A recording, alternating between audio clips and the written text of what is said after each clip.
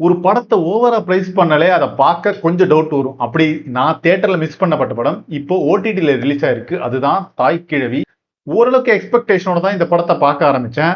அதையும் தாண்டி இது என்ன பூர்த்தி பண்ணதுக்கு முக்கியமான காரணம் கேஸ்டிங், ரைட்டிங் மற்றும் டெக்னிக்கலா இந்த படம் ரொம்ப ஸ்ட்ராங்கா இருக்கு. சிவகுமார் முருகேசனுடைய பிரில்லியண்டான writing and direction, Nivas K பிரசன்னாவுடைய மியூசிக், விவேக் விஜயகுமாருடைய சினிமாட்டோகிராஃபி மற்றும் சாண்ட் லோகேஷோட எடிட்டிங்னு ப்ராப்பர் டீம் ஒர்க் கூட வந்திருக்கு. அதை எல்லாத்த விட நம்ம சிவகார்த்திகேயனுக்கு நன்றி சொல்லணும். அவர் தான் இந்த படத்தோட ப்ரொடியூசர். ஒரு படத்துல பக்காவான கேஸ்டிங் இருந்தா ரைட்டிங் இன்னும் எலிவேட் ஆகும். அதுக்கு ஒரு உதாரணம் தான் இந்த படம்.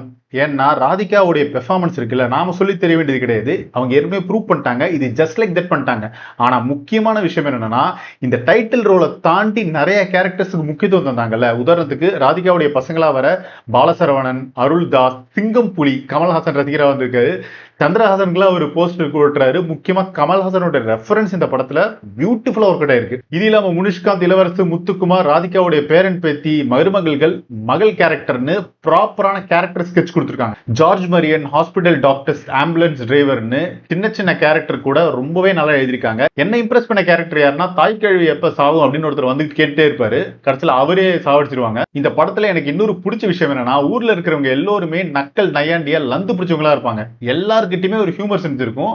ஒரு கோர் எமோஷன் அந்த ரூரல் பேக்ரவுண்ட்ல கொடுத்தது தான் பிளஸ் பாயிண்டா இருக்கு. கடந்த 4-5 வருஷங்கள்ல எனக்கு ரொம்ப பிடிச்ச படம்னா மெய்யழகன். அதுக்கப்புறமா இது என்ன ரொம்ப இம்ப்ரெஸ் பண்ணிடுச்சு.